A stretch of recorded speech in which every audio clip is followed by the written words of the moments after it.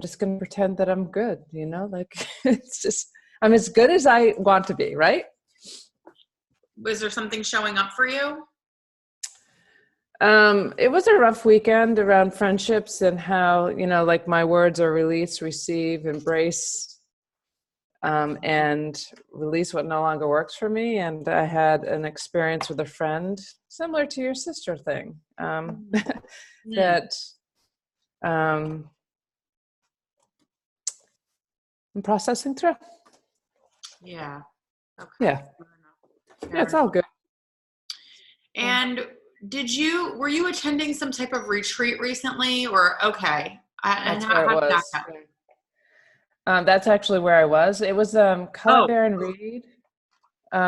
She's, I don't know if you know her oracle cards, but she's an oracle card reader, Hay House author, international best-selling author, intuitive medium, talk show host.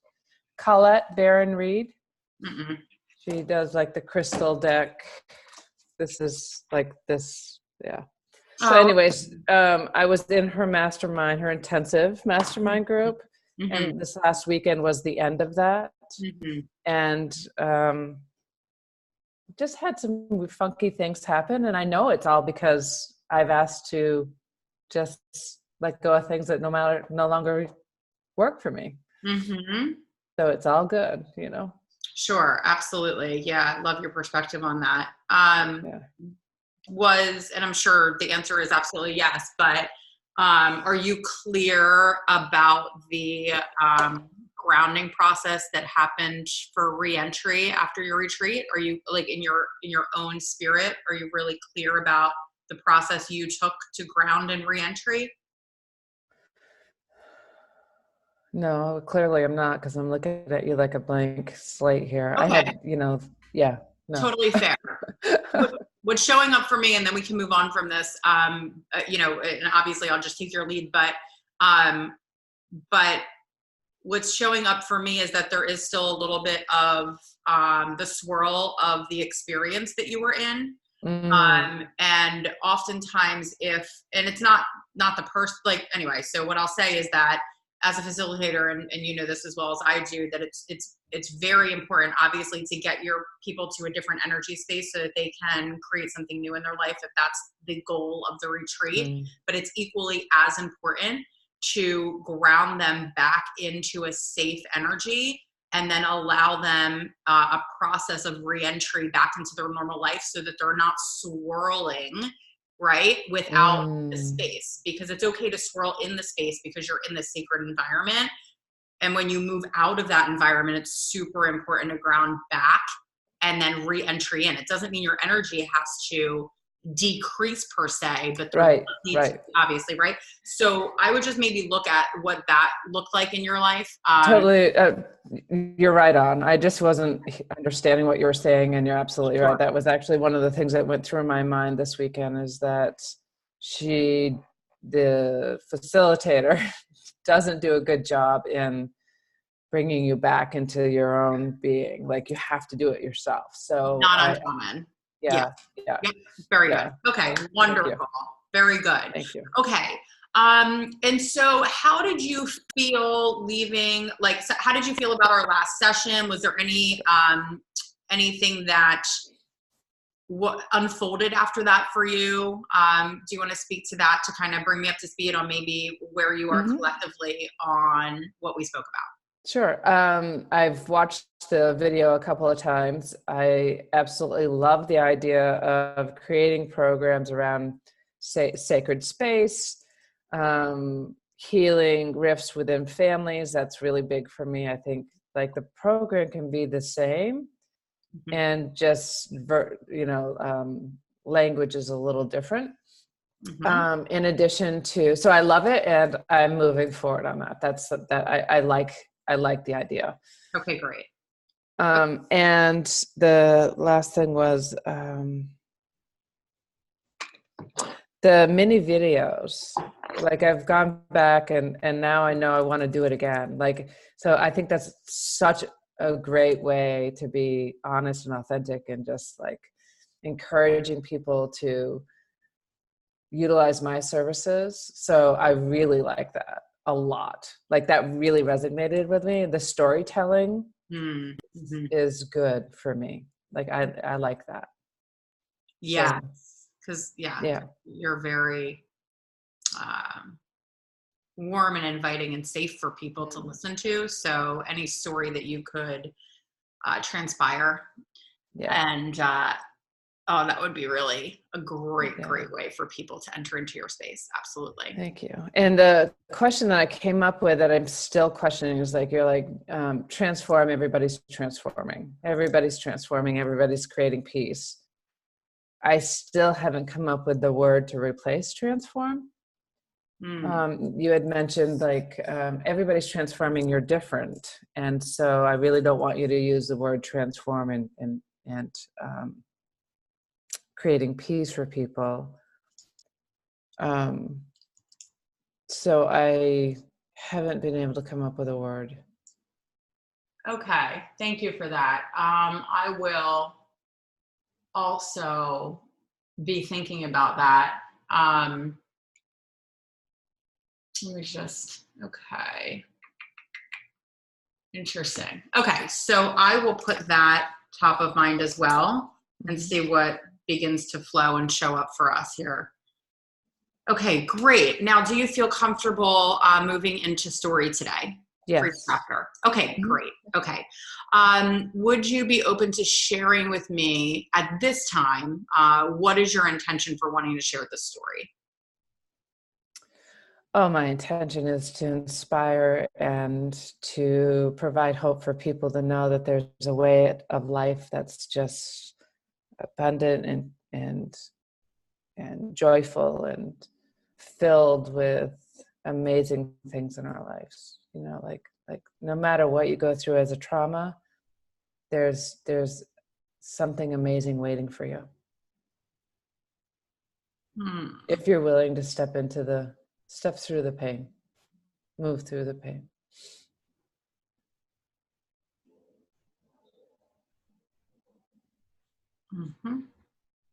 Okay, great.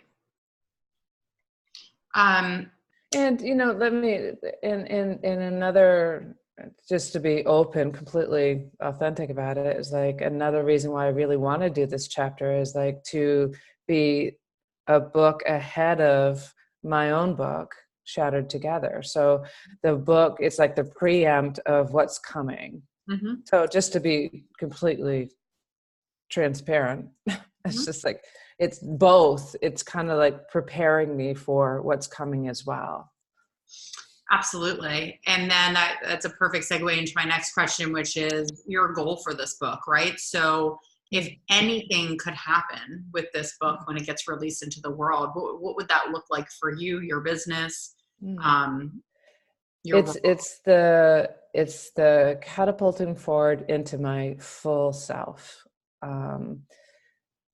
being seen. So however that is by the universe, but I see it as a speaker, as a retreats and online courses and book signings. And I just see this as an opening for just millions of people moving through their pain, finding a new way of living.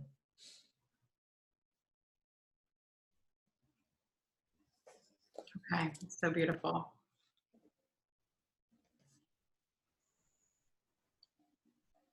Okay. You just gave me like 2 chapter titles right there. We'll see if any of them work.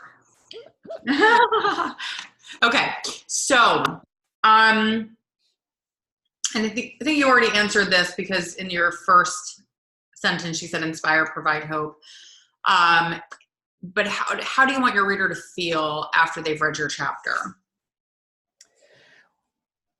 At the end, I want them to feel, how can I get a hold of her? Like, how can I use her to help me move through what I'm feeling? Good. I want them to be on the emotional roller coaster, really. I want them to feel the pain. Then I want them to feel the lightness of what life can be. Okay, great. Okay, so when you're ready, if you would be willing to talk me through your story, as if you're just sharing it with me, not in the way of thinking about writing it or a chapter or does it fit. I would just like you um, to share with me the story that you would really like people to know about you and your journey.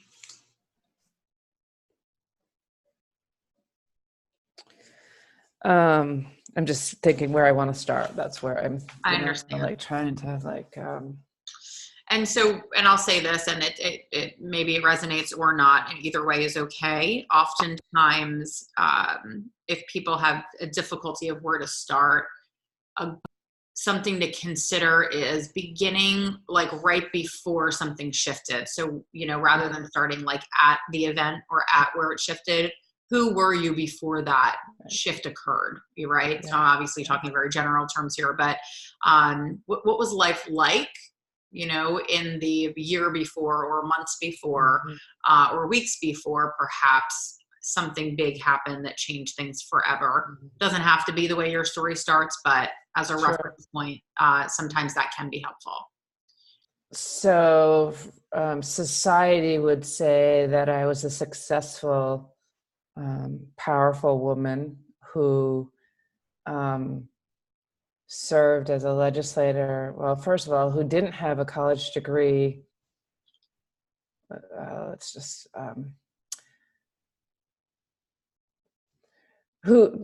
so I was a successful, powerful woman who really utilized every experience in my life to push me forward.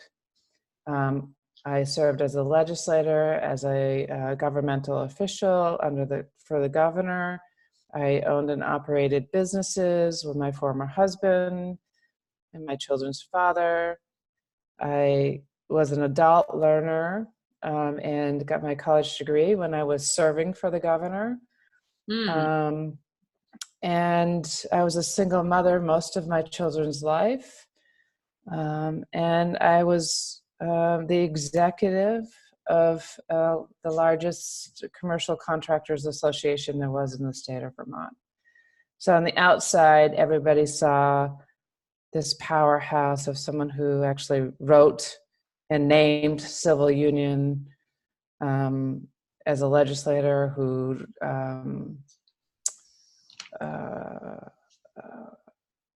fought for domestic, fought for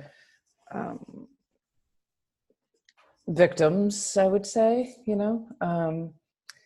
and so people thought that I had my shit together. On the outside, it appeared as if I was really successful in moving forward. And on the inside, I was struggling because my son and I were, really struggling.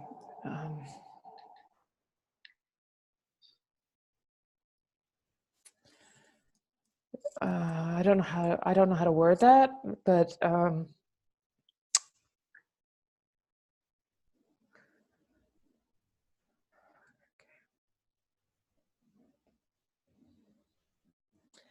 so my son and I were struggling. My daughter went off to college. And my son and I were struggling because of the choices he was making. And I was really trying to do all I could to help him along his journey. And it felt like I was not being successful. So when he decided to move to his father's, at the beginning of March, he wasn't speaking with me, and he was pretty angry with me.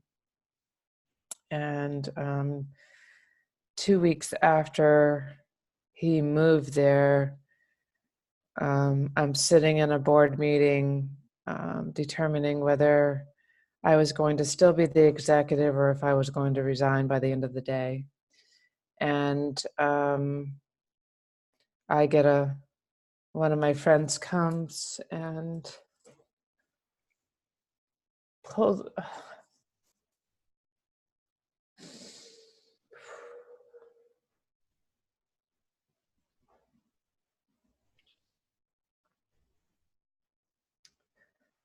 when my friend comes and pulls me out of the board meeting. And I knew by the look of her face that it had to do with my son. It didn't have to do with anyone else. And I said, before she said anything, please, please not Logan.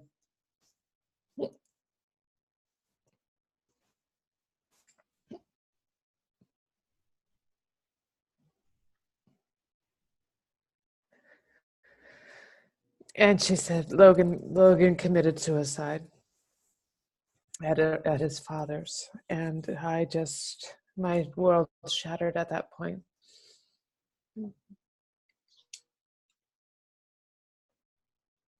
3 months later, I find myself laying on his grave, begging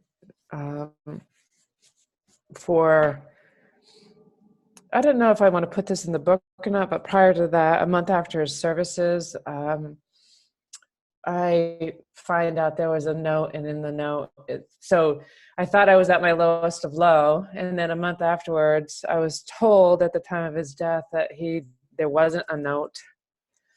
And a month later, I find out through a medium that there was something that was being hidden from me, and that I should get the records in South Carolina. And I find out there was a note saying that he didn't want me at his service. That included, he didn't want me at his service.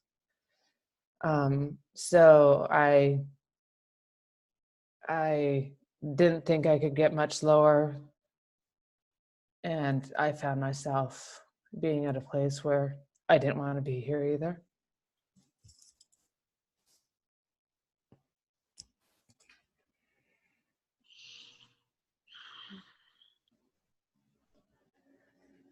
So I find myself laying on his grave 3 or 4 months later because time didn't exist. It was just extremely painful, both within my body and emotionally. And I'm just laying on his grave, just begging and wishing for me to die too, like for whoever took Logan to take me too. And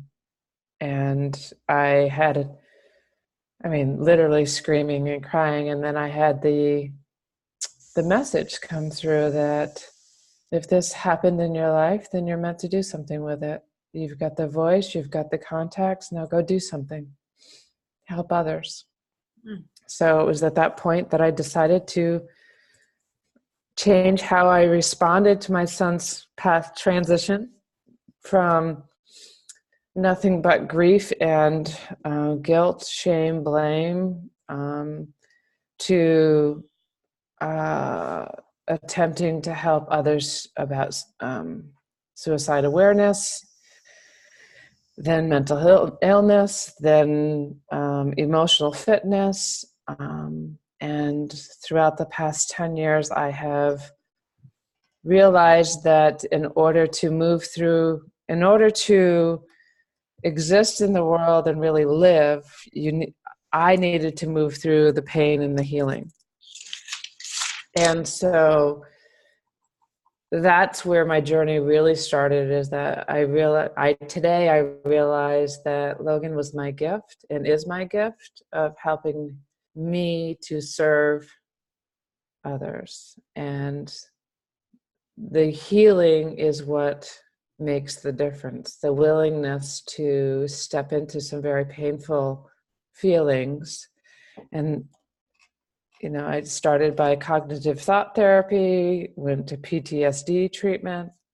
And through the PTSD treatment, I realized that I was healing through the grief of my son, but I wasn't healing through the grief of what I had experienced as a child. And the PTSD treatment was actually to help me see things differently, because of the patterns that I had followed was based on what I had learned as a very young child. And that was unworthiness, the limiting belief of being unworthy, unlovable.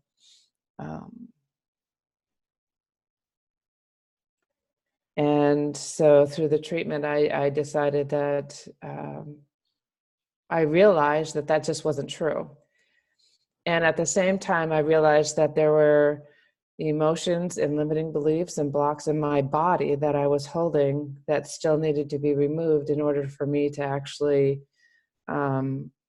live a life of love and joy and prosperity and fulfillment.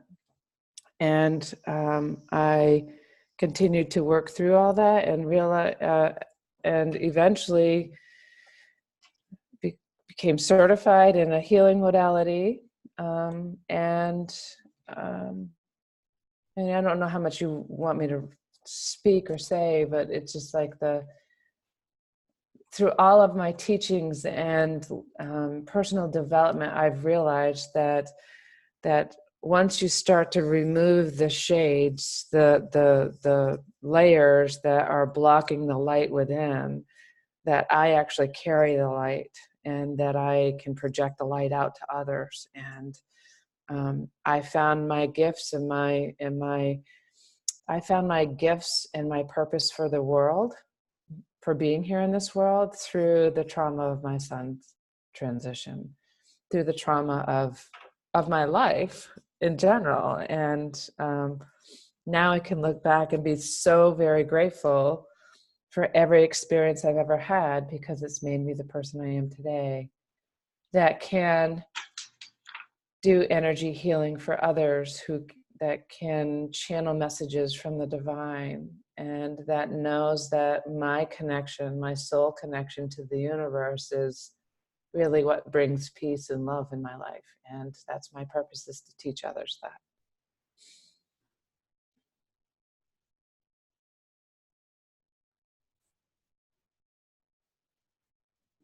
What did you say before you could channel messages from the divine? You gave me three things. First one, and then the second one you said, and I can channel messages from the divine. And the third one was the soul connection that you have, and you've learned that is what brings you the fulfillment, let's just say, in your life, and that you're here to teach others these things. Do you remember the first thing you said? Or what is it that you do that you want? It was like energy healing is what I like. That to share that if we move through the pain, that through energy healing, releasing and removing blocks from my body, limiting beliefs and blocks. Okay, so that's where I'd like to go next before I recap. I want to stay in this space just for a moment. Can you talk me through a little bit more? No, as if there aren't too many details that could be shared, right? So okay. However you want to, take that.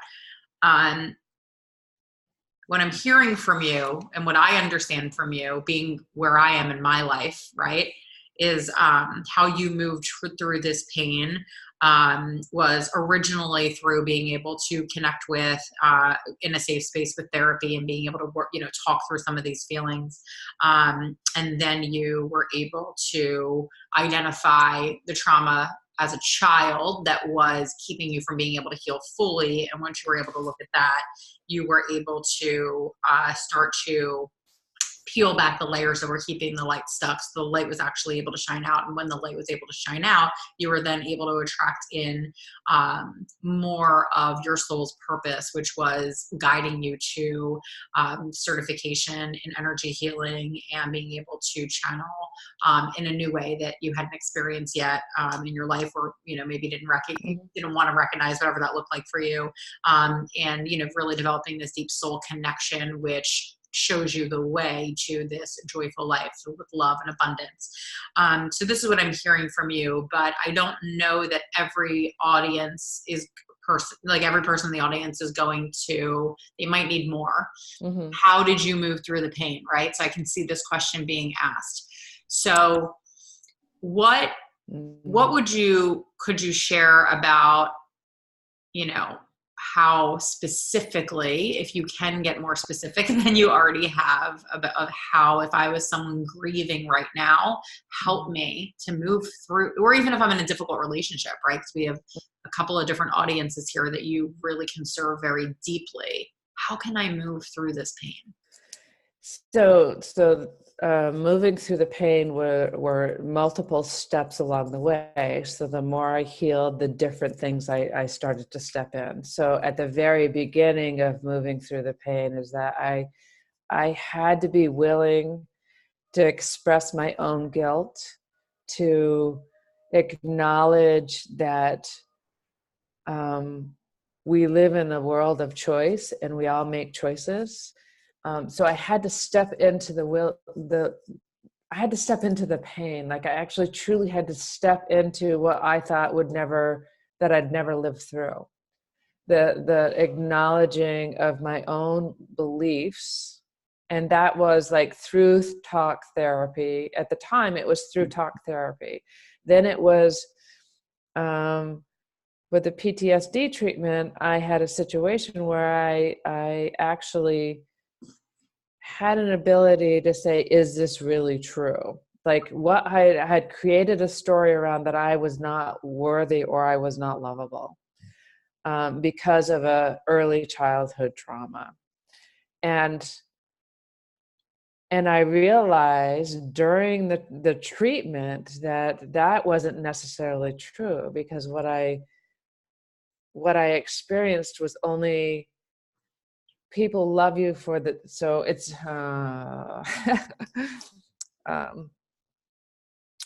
people love you the best way they can at the time that they're in that. That's the best way. They can only do with what they know. And it's not about you, it's about their ability to do what they can do.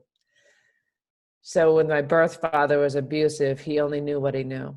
And it really wasn't about me. He did the best he could, and he actually did better for me than what he had. So it's an acknowledgement and forgiveness. So there you go. So it took me a minute to get there, but no, this is great. Through the treatments, I was able to start to forgive others. And then I realized, oh, it's really about forgiving myself in the role that I played in whatever I played, whether it was the divorce of the children's father, whether it was my son's suicide, whether it was a workplace environment, like really forgive the choices that I made, because I only did the best I could with what I had and what I knew. And so forgiveness started to come up. So how I started to forgive was through a writing process. Like I started to write, and one of the practices that I do is I write out every emotion I have. I don't go back and reread it. I just write whatever I want to write, and then I tear it up and burn it and just say, I release you to the universe with love. So there's a writing exercise. There's a morning practice. I started to be grateful for what I had in my life versus being focusing on the things that physically were no longer here. I started to feel more of the energy of my son. I started to listen to the signs that have always been there. I started to see that there are messages from the universe that we often miss because we're so caught up in our own pain. Which creates more pain in your life, which creates more blocks. So as I started to focus on gratitude, started to do forgiveness, started to be forgiving of self, starting to understand that people are doing their best they can, I started to lighten up more, and I started to be more connected. And eventually, after all of the practices that I had done, eventually I was like, oh my gosh, like I am the light and I am love, and I don't have to seek love on the external, on the outside. And and it is a journey. It is not a destination. As I mentioned earlier this weekend, it's like, it is a journey. It is not a destination. And what's nice now is that I get to experience things and actually experience it in the moment, release it, and move through it. Where in the past I would have held on to it, and self-deprivation and criticism and guilt and just all the things that we do on a daily basis. So I started to release that through writing and through morning practices and through meditation and through exercise and being in nature and willingness to move through the pain. Because once I stepped into one exercise and realized that I could actually feel differently on the other side. So I'll share with you, Kate, that I never told anybody that there was, or very few, some of our closest friends, but publicly, most people did not know there was a note. Mm-hmm. Most people didn't know that. 8 years after Logan's death, I announced it on a stage in front of 100 people. Like, he wrote a note saying he didn't want me at a service.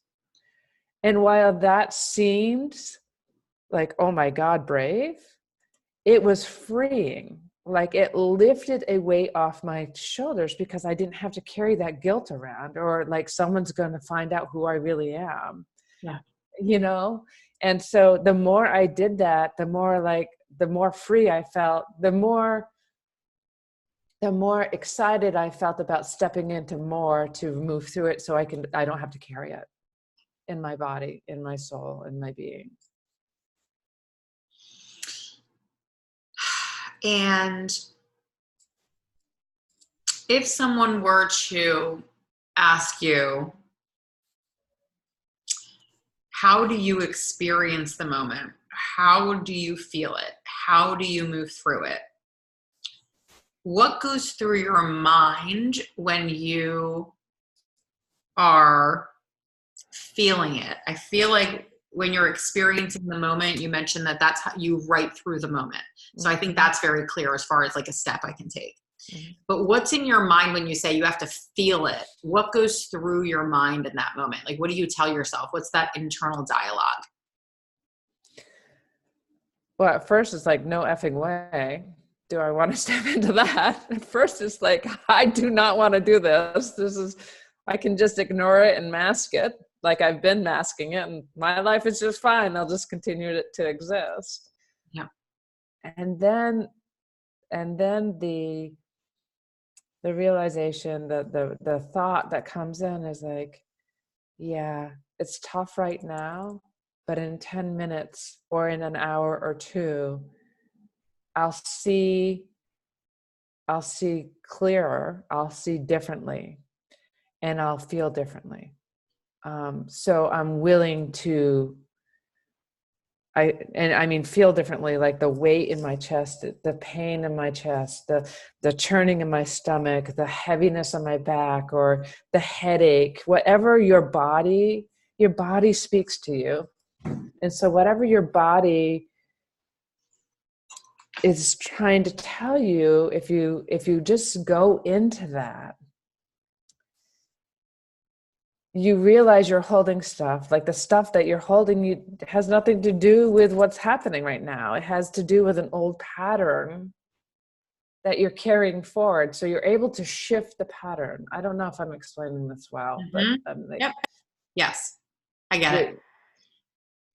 You're shifting the pattern. So the moment you say, oh shit, I got to step into this, I don't want to, the next thought is, okay, let's do it, because I know I'm going to feel so much better on the other end, and I'm going to be able to live life to my fullest. And that's the ultimate. Agreed. And I think it's the stepping into it, the saying, I'm going to allow myself to feel this feeling and not block it from feeling it, or try to change the feeling, or try to mask it in some way. And allowing that feeling to permeate throughout your body, or allowing yourself to identify where in your body you're feeling it the most. That choice is actually the beginning of that shift of change, because up until now, your pattern has been to not feel that feeling. Mm-hmm. And I think it's really important for people to understand that just the awareness that you are choosing to in some way feel it or experience it is the beginning. That's all you really have to do, is think that thought, that I can make a different choice.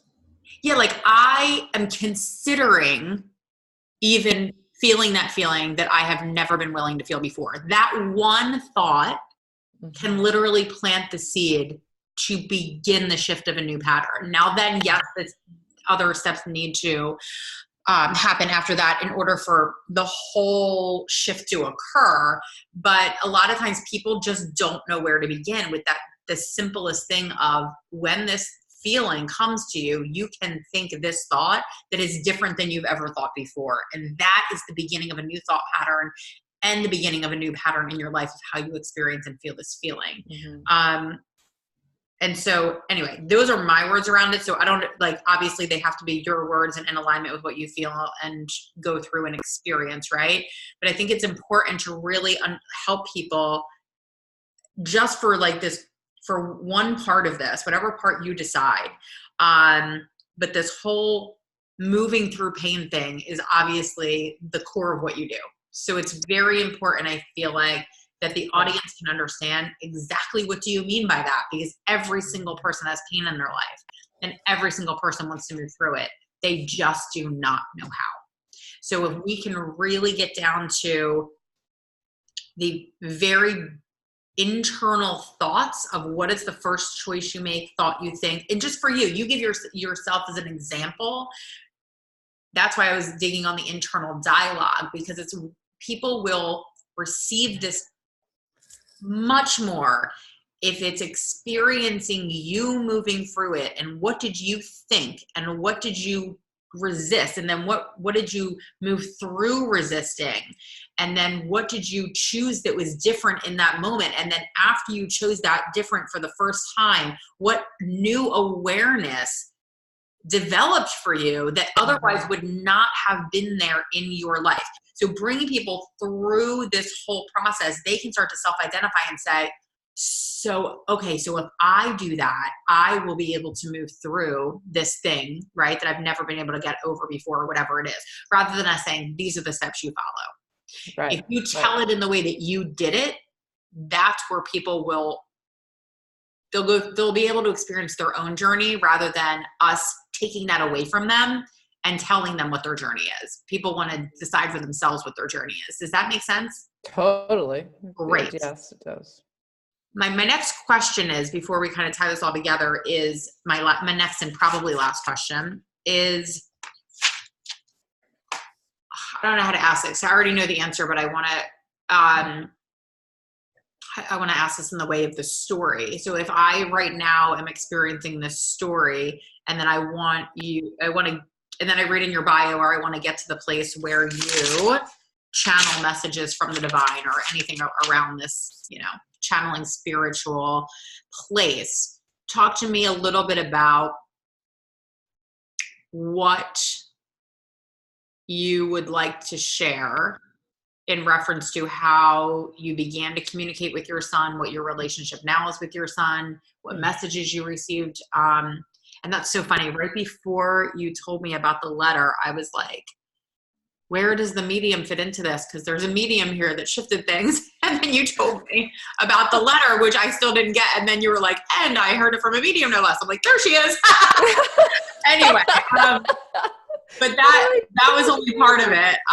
But there's another piece of this for the audience where they want to say, okay, how did this break you open to this new gift that because I also believe that sometimes, not sometimes, but when we go through these things and we're broken open, right, to heal again, shattered, what do you call it? Shattered together, shattered. Yeah. Well, I'm together now, but I was shattered at first, Correct. Truly shattered.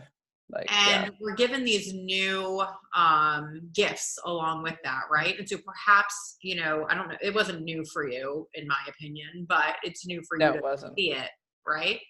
It was new for me to listen to it. Perfect. Yeah. And so I can tell you how. Yeah. We hadn't even had the service, and Logan started to give me messages. We had cats. Logan had a cat. My daughter had a cat. So Paris and Hilton, and his cat was Hilton. And there were photos on the kitchen wall of Logan and a friend. There were 3 photos with Logan in each of them. And Hilton got up on a stand put his paw up on the wall, and his other paw, he started to paw at the photos and crying, like Logan was here, like yawling, like, and I know Logan was there. Another time, Logan's spirit, they wouldn't walk into his room, and I was laying on his bed, and I just was laying there playing a little game on my phone, and they were sitting at the edge of the bedroom,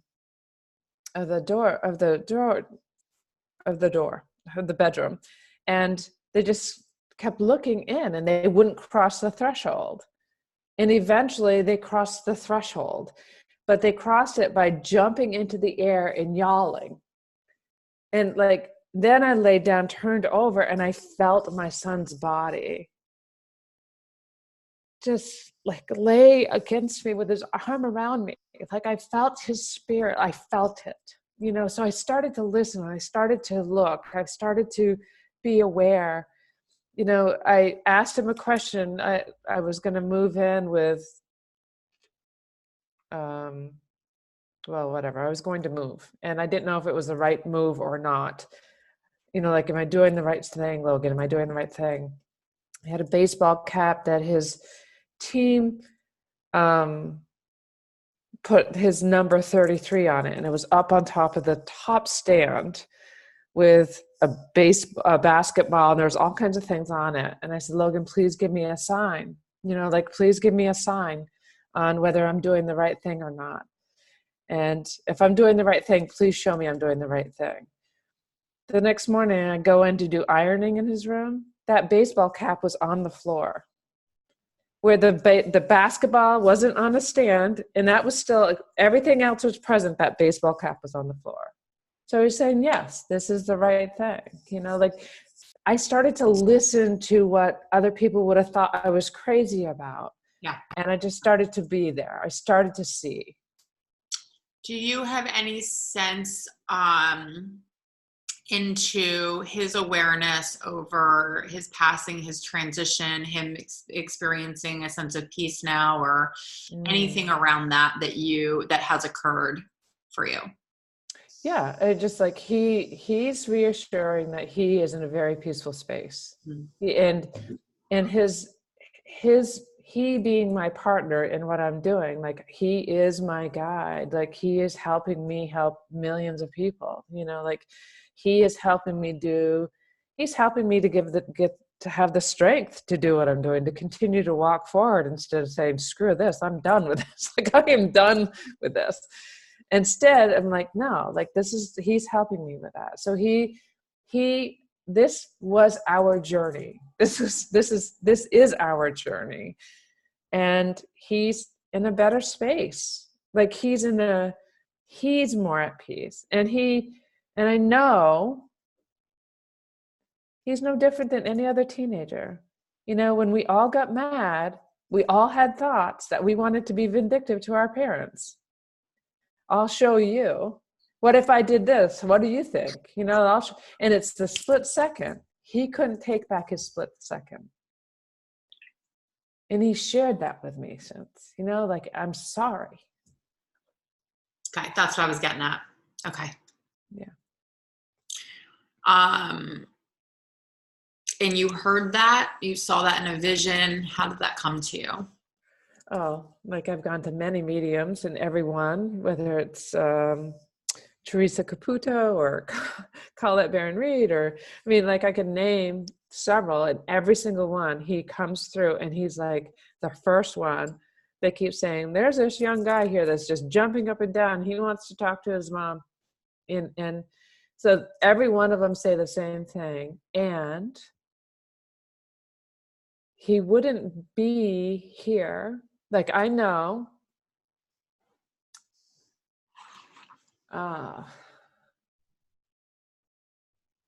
He wouldn't be guiding me the way he is right now if he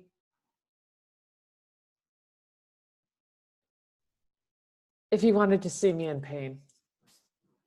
Like, he wouldn't. Oh, sure, of course. Oh, yeah. Oh, that's so clear. That's so clear. Actually, there was, like, that's so interesting. So That's 100% clear to me. And that thought actually never even entered my mind. I could see that when you're like, whoa. No, only because I see that so absolutely clearly. That is just crystal clear. I was curious around his healing of what happened, only because he was in pain when he left, right? Yeah. And so my perspective is, did he need to be healed? You know, like this world was painful for him. Mm-hmm.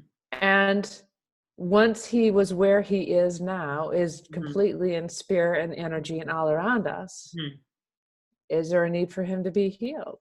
Like, was that his journey? Was his journey painful here on earth, so where it could be a teaching for the rest of us? Right. Exactly. So from my perspective, he's not holding pain now. Right. Great. Is that what you're trying to get at? Yes. And just in completion of that, I'm not familiar with Colette. I'm somewhat familiar with Teresa. So they all say the same thing. So just bring me through that. What does he want to, why is he jumping up and down? What does he want to communicate with you? Well, it's like, mommy, mommy, mommy. Like, so what he used to do when I'd come home, his mommy, mommy, mommy, I love you. What's for dinner? And he'd pick me up and you know, like twirling me around. So that's his sign of just saying, it's me, I'm back, I'm here, I haven't gone anywhere. Yep. And a lot of them start off by saying, he's feeling there's some real remorse here. And it, you know, they're very clear. It's a 19-year-old, you know, he's a young man, he's looking for his mom's here. And they come right to my section. Like, I don't raise my hand. They come to my section. And then they say, you know, different things, but you're doing the right thing. You know, keep moving, write a book. You're going to help a lot of people through your experience. Your job is to help other people. I mean, there's different messages, but those are the clearer ones. They're all, I'm sorry. The last one was, I wouldn't have said that if I'd had known how much pain it would have caused. And because that morning I had asked, so the last one was actually Colette. And I promised him in the morning in bed, I said, Logan, please, the only thing if you tell me why you wrote the note, why you wrote what you wrote to me, I promise you I won't ever ask you to come through another professional medium again. Now, I won't promise to not talk to you. I promise you I won't ask you to come through another medium again. I promise you. And that's the first thing he said. The first thing he said is, I am sorry. It was a split second. I am sorry. I would have never said what I said if I'd have realized how much pain it would have caused you. And they all say, I love you so much. I love you so much. Yeah. Okay. And so thank you so much for this, by the way. Yeah, sorry. Oh my gosh, no, not at all. No, please. You know, no matter how much I say it, you know, when you have to go back and actually relive that particular. Yes. And thank you for allowing me to continue in this conversation. It's just, there's so many layers and so much, you know, and there's just so much that's valuable, right? Depending on what you're willing to share for the reader, so many different valuable experiences that they can pull from this, from a variety of different ages and relationships and just so much across the board. And that's why I was kind of digging, but I also was digging at the end because I really want this to segue into, how do I get in touch with her, right? Like our goal of, she is connected to the divine, We're all connected. doesn't feel that quite yet. So Right. they're going to look at you like you're their lifeline to the divine. Right. And that they need to be in your space in order for them to receive this type of information, awareness, healing, all the things. Okay. So if they can understand how you have connected with spirit, they will, because it's, you gave me one or two, three examples. I know that there are hundreds. Okay. Me getting you talking about that is just bringing you through, like in your own mind, like kind of where you would go, how you would fit one or two of those examples into your story. That's why I wanted to articulate them. It's going to be an important piece for the audience to connect you as their lifeline to your spiritual connection with really the unknown for a lot of people. Okay. And so as I see this, right, of you, you know, I love the way you started with I've never written this many notes. I have 5 pages of notes. Usually like 2 is my max because I can like, you know, I'm already like processing exactly what's happening. But anyway, so I love how you began with your actually exactly what you said was society would have said that I was, you know, right? Because you were already feeling like there was this dichotomy of, you know, here's this, you know, person, right? I'm like seeing a shell of a person. I don't mean that with any disrespect. No, totally. I'm seeing like a shell, right? And because this is what is being personified. And then inside the shell, right, was, you know, you were experiencing something different, right? So right off the bat, we are digging into what a lot of us have gone through at some point in our life of like, I'm living this life, but I feel like I should be living this one or whatever, right? Whatever you feel like that is for you. Again, allowing the reader to have their own journey in that, right? But painting this picture of who everyone saw and then what was really going on inside. And, you know, digging into this relationship of, you know, to the extent that you feel comfortable, right? That, you know, you were a single mom, and you have these 2 kids, your daughter goes off to college, and, you know, this is, you know, around the time where things started to get more intense or more difficult with your son being a teenager and making choices on his own, and you not agreeing with the choices that he's making and you trying to guide him to something different, you know, and, you know, you were really struggling with that connection with him. You were struggling to come to a place of understanding between the 2 of you, right? This is a struggle that every parent has, you know, with their child in some way, shape, or form. And, you know, with this struggle, and, you know, came a point where he wanted to go live with his dad, which you were where, and he was in South Carolina. Vermont. Okay. So he left Vermont and moved to South Carolina. Okay. And so he was 19, so he's out of school. So I had no, you know, like, right. Well, I didn't have any choice anyways, but. So he chose to leave and go live with his dad. And, I think the distance is important. That's an important piece for me anyway. That when you said South Carolina, I went, oh, okay. So that I get that even more now about what transpired. So whether everyone will kind of make that connection or not is up to them. But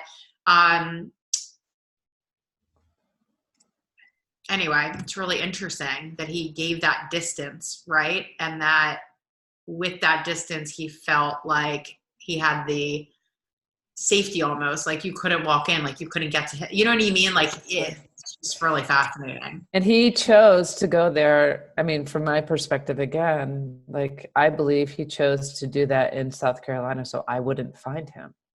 Absolutely. All of it. I mean, I didn't want to get too far into that. I mean, like I want to be respectful of the boundaries here, but all of that is clear to me. Yeah. Okay. So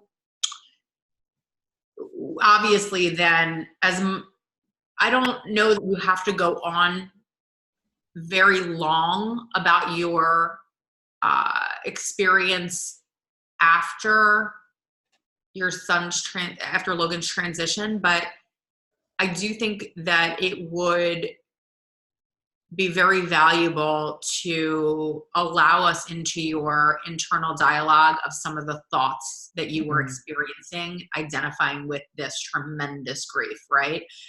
So that people that are in that deep grief right now can say, oh my God, I'm not alone. Like, she had that thought too, right? Like, she was there too. She was that low too. So that's what's going to be beneficial, you know, for the audience at that point in the story. You know, and taking, you know, them through that. This was a 3-month journey of complete agony. It was almost like you were in the boardroom and you woke up on a grave 3 months later, is what it feels like to me. Like, you know, it just, there was no time in that agony. It was just all, that's all I can see. I can just see like you being there, unprocessed, totally. you being told the information, and then you were like, how did I get here? Literally, like, all of this, how did I get here? Okay. And then you found yourself, you know, in this place, you know, where you are like in your body with all of this pain, right? And describing what that feels like in that scene where you, right before you hear that voice, like, what was it right before that voice said to you, like, this happened in your life and you're supposed to do something with it, so get up and do something with it, type of thing. Like, what was right before? That's going to be really important, because that's where people are right now. And they want that moment where where they can have an awareness, right? You're showing them that awareness is possible even through this agony, right? So painting that picture as best as you can of where you were right before that moment is important. And then the fact that this voice came through to you, and how you received that. What were your thoughts around that? How did you receive that? Were you just open to it and you said, okay, I'm going to go? Were you like, why me? How me? Like, you know, what was real for you, right? And there's no right or wrong. It's just what was real in your mind during that time.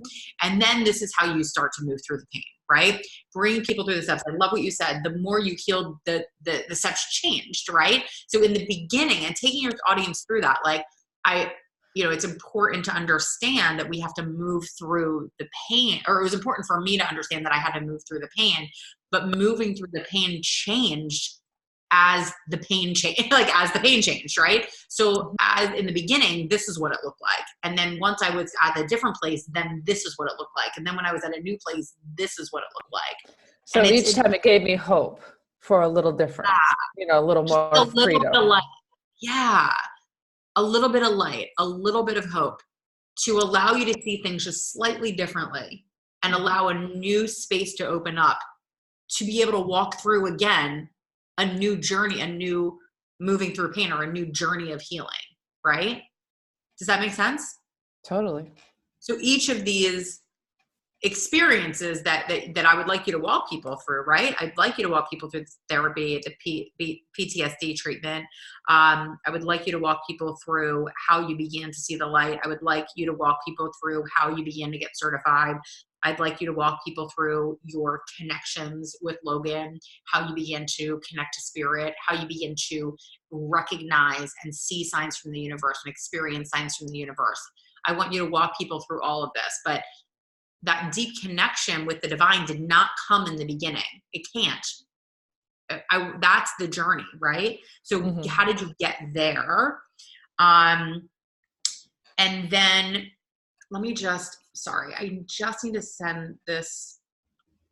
I know we're running late again. I'm sorry. Yeah, I just want to let my last person know, or my next person, just so she doesn't think I forgot about her. All right, let's see.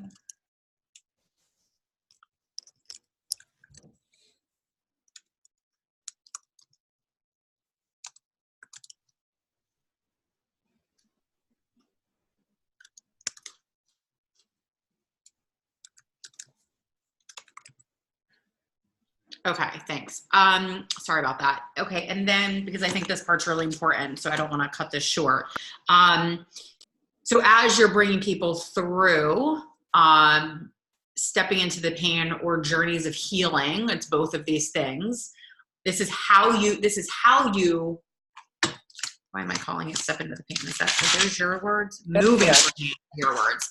this is how, because people are going to ask you, how do I move through pain? This is how you move through pain. But the whole thing is this journey of healing, because your healing is it's a process. You begin here, right? And you end here. There is no end. It's always going to be a process, right? Journey, but right. It feels very different here at when I have peeled back these layers of darkness and the light can now come through. It's still a journey, feels a lot different.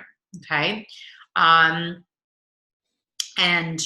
how you begin to really peel back these layers of darkness to allow the light to shine through, because it's always within you. It's there right now, even if you can't see any of it.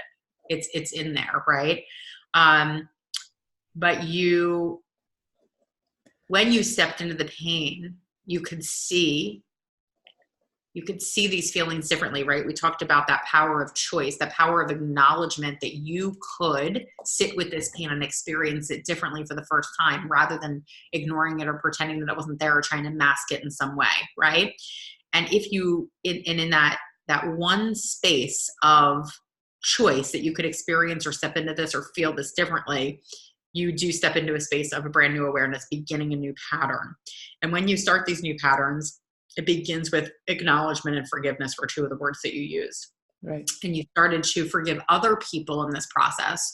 And you can talk about here as like where you realized, yes, I was moving through the grief of my son, but what I realized in that process also was there was a lot within me that still needed to be healed as well in order for me to completely heal, right? And so you started to forgive others, but what you really realized was that it was a process of forgiving yourself. I love that. It's really, really important. It's going to blow a lot of people's minds. Like, people probably are going to have to read this like 3 times to get there. But I do think for your more sophisticated reader, more aware reader, more conscious reader, I think that's going to be an important piece. Be prepared that not everyone might get there with your story. So you may need to talk about that with people who read your story, which is cool. It opens a conversation starter as well, which is very good. And so talking about this, realizing this forgiveness of yourself, right? And then you can say that as you, kind of how I would conclude this, I guess is the best word I can think of right now, is identifying that although you do identify right now with living in a light of love and abundance and joy and fulfillment, that it is absolutely still a lifelong journey for all of us, regardless of what we've been through. And how you continuously feel this light and abundance and love and joy is through continuously moving through forgiveness and pain and awareness. And you do this through, certain writing methods and describing what that is, morning rituals and describing what that is. I think it's important to talk about that as you move through pain. You talked about physically writing, right? You talked about physically moving. Yeah. So I have that in the through it, right? So like the experiencing it in the moment, like writing it down, and then feeling it through like meditation, like receiving that in through like meditation and like identifying gratitude, and then moving through it literally through exercise and grounding in with nature and all of that. So kind of painting that picture to your audience of not these are the steps you need to take, but this is what I do to continue my healing process. They will say, oh my gosh, I can do that too. These are the exact things I need to do, and walk away with that. I think that's a really powerful way to end it, because it's like, this is my continuation of alignment and healing, right? And then it leads people to, okay, so how do I figure out more about how I can move through my own pain? But you've given them enough substance where they can start to have a shift on their own as well. Perfect. How do you feel about that? I feel great about that. And the first thing that popped up was like, how the hell do I get all that in 2,000 words or less? But if you allow me to just let it flow to you, Yes. And then you can edit it to 2,000 words or less, then I'm good. But I think that's a really good idea. Yeah, I don't want you to edit like that. I want you to just write it. And I think the writing process in itself is going to be a beautiful journey for you. So I definitely don't want you looking at it from a word standpoint. I would just rather you look at it from like an expression standpoint. Perfect. And start there. Perfect. Does that feel good? Feels great. And will you send me this recording, because I didn't write many notes? And yeah. Yes, absolutely. So